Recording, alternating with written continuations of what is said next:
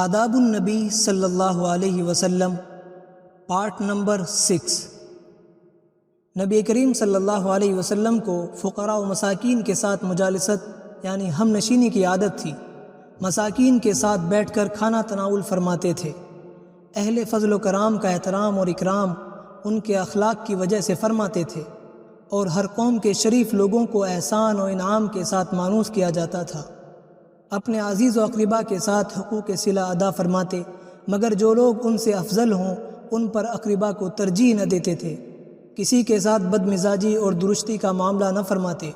حدود شرعیہ کے خلاف کرنے کی صورت میں کسی پر غصہ کرنا، سزا دینا بد مزاجی میں داخل نہیں، بلکہ درستی اخلاق کا سب سے اہم ذریعہ ہے۔ فائدہ: حدود شرعیہ کے خلاف کرنے کی صورت میں کسی پر غصہ کرنا یا سزا دینا بد مزاجی میں داخل نہیں ہے، بلکہ درستی اخلاق کا سب سے اہم ذریعہ ہے۔ جو شخص آپ کے سامنے معذرت پیش کرتا تو آپ اس کا عذر قبول فرماتے تھے۔ آپ مزاح یعنی ہنسی خوش طبعی کی باتیں بھی کرتے تھے، مگر اس میں بھی کوئی خلاف واقعہ بات زبان مبارک سے نہ نکلتی تھی۔ آپ ہنستے تھے مگر قہقہہ نہ لگاتے تھے، بلکہ آپ کا ہنسنا محض تبسم ہوتا تھا۔ آپ مباح کھیل کو دیکھتے تو منع نہ فرماتے تھے۔ فائدہ: مباح کھیل وہ ہیں جو بدن کی چستی و مضبوطی کے لیے یا جہاد کی تیاری کے لیے یا طبیعت کی تھکان کو دور کرنے کے لیے کھیلے جائیں، اور ان میں کوئی ناجائز چیز مثل قمار یعنی ہار جیت یا مشابہت کفار یا سطر کھولنا وغیرہ نہ ہو۔ حدیث میں نشانہ سیکھنے اور تیرنے، کشتی لڑنے اور گدکا وغیرہ کھیلنے کو پسند کیا گیا ہے، اور فقہاء نے گیند وغیرہ کے کھیل کو بھی اس میں داخل قرار دیا ہے، مگر شرط یہ ہے کہ گدکا کا کھیل تعزیہ داری میں، اور کشتی کا کھیل گھٹنے کھول کر، اور گیند کا کھیل کفار و فساق کے مخصوص طریقے پر نہ ہو، ورنہ ان چیزوں کی شمولیت سے یہ کھیل بھی ممنوع ہو جائیں گے۔ حضرت صلی اللہ علیہ وسلم اپنی بیویوں کے ساتھ یعنی بعض اوقات سفر میں جبکہ بے پردگی کا خطرہ نہ ہو دوڑتے بھی تھے۔ بعض اوقات حضرت صلی اللہ علیہ وسلم کے سامنے لوگوں کی آوازیں بلند ہو جاتی تھی تو آپ صبر فرماتے تھے۔ فائدہ: یہ حضرت صلی اللہ علیہ وسلم کا تو کمال اخلاق تھا کہ اس پر صبر فرمایا، مگر حضرات صحابہ کرام کے لیے ایسا کرنا مناسب نہ تھا، اسی لیے اس کی ممانعت قرآن کریم میں نازل ہوئی۔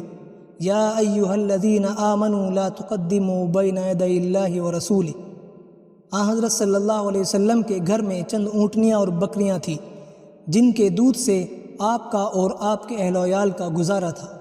حضرت صلی اللہ علیہ وسلم کے پاس چند غلام اور باندیاں بھی تھیں جن کو کھانے پہننے میں اپنے سے کم نہ رکھتے تھے، بلکہ ہر چیز میں ان کو برابر رکھا جاتا تھا۔ فائدہ: بعض روایات میں ہے کہ حضرت صلی اللہ علیہ وسلم اپنے غلاموں کے ساتھ بیٹھ کر کھانا تناول فرماتے تھے، اور حدیث میں ہے کہ غلاموں کو وہی کھلاؤ جو تم خود کھاتے ہو، اور وہی پہناؤ جو تم خود پہنتے ہو۔ لیکن یہ سب تواضع اور حسن اخلاق کی تعلیم بدرجہ مستحب ہے، اور ایسا کرنا واجب نہیں، بشرطے کہ ان کو کھانے پہننے کی تکلیف نہ ہو، کیونکہ ضرورت کے موافق کھانا کپڑا وغیرہ دینا ان کو واجب ہے، اور اس کے خلاف کرنے والا گنہگار ہے۔ تنبیہ: حضرت صلی اللہ علیہ وسلم کا یہ معاملہ ان غلاموں کے ساتھ ہے جو آپ کی ملک تھے اور جن پر ہر طرح آپ کو اختیار حاصل تھا۔ افسوس ہے کہ آج کل مسلمان اپنے ملازم اور نوکروں کے ساتھ بھی وہ معاملہ نہیں کرتے۔ باورچی سے عمدہ کھانے تیار کرائے جاتے ہیں، لیکن اس بیچارے کا حصہ اس میں بجز آگ اور دھوئیں کے کچھ نہیں ہوتا۔ تیار ہونے کے بعد اس کی خوشبو بھی اس کے پاس نہیں جاتی۔ اخلاق کی بات یہ ہے کہ تھوڑا بہت ہر کھانے میں سے اس کو بھی دیا جائے۔ جو کام کسی نوکر کے سپرد کیا جائے اس میں اس کی راحت و طاقت کا خیال رکھا جائے۔ رسول اللہ صلی اللہ علیہ وسلم کا کوئی وقت بیکاری میں نہ گزرتا تھا، بلکہ اللہ تعالیٰ کے اور دین کے کام میں یا اپنی دنیاوی ضرورتوں میں۔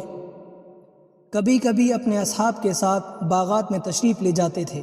آپ نہ کسی مسکین یا اپاہج کو اس کے فقر و محتاجی کی وجہ سے حقیر سمجھتے تھے، اور نہ بادشاہ و امیر سے اس کی دولت و سلطنت کے سبب مرعوب ہوتے تھے، بلکہ دونوں کو یکساں طریق پر حق تعالیٰ کی طرف دعوت دیتے تھے۔ حق تعالیٰ نے حضرت صلی اللہ علیہ وسلم میں اخلاق فاضلہ اور سیاست کاملہ جمع فرما دی تھی، حالانکہ آپ امی یعنی ان پڑھ تھے اور لکھنا بھی نہ جانتے تھے۔ آپ ایسے شہر میں پیدا ہوئے جہاں کوئی علم کی جگہ یعنی مدرسہ اور یونیورسٹی نہ تھی، بلکہ جہالت عام تھی۔ پھر آپ کا نشو و نما فقر و فاقہ اور بکریاں چرانے میں ہوا، وہ بھی اس حالت میں کہ آپ بے ماں اور بے باپ کے یتیم بچے تھے، مگر حق تعالیٰ نے آپ کو محاسن اخلاق اور خصائل حمیدہ کی تعلیم دی اور اولین و آخرین کے علوم عطا فرمائے اور ان چیزوں کی تعلیم دی جن سے آخرت میں نجات اور فلاح نصیب ہو اور دنیا میں پریشانیوں سے خلاصی اور لوگوں کے لیے غیبتہ یعنی رشک کا سبب ہو، اور آپ کو مفید اور ضروری کاموں میں مشغولی اور بے فائدہ و فضول کاموں سے اجتناب عطا فرمایا۔ حق تعالی ہم سب کو آپ صلی اللہ علیہ وسلم کی اطاعت اور آپ صلی اللہ علیہ وسلم کی سنت اور آپ صلی اللہ علیہ وسلم کے اخلاق و عادات کا اتباع نصیب فرمائے، آمین یا رب العالمین۔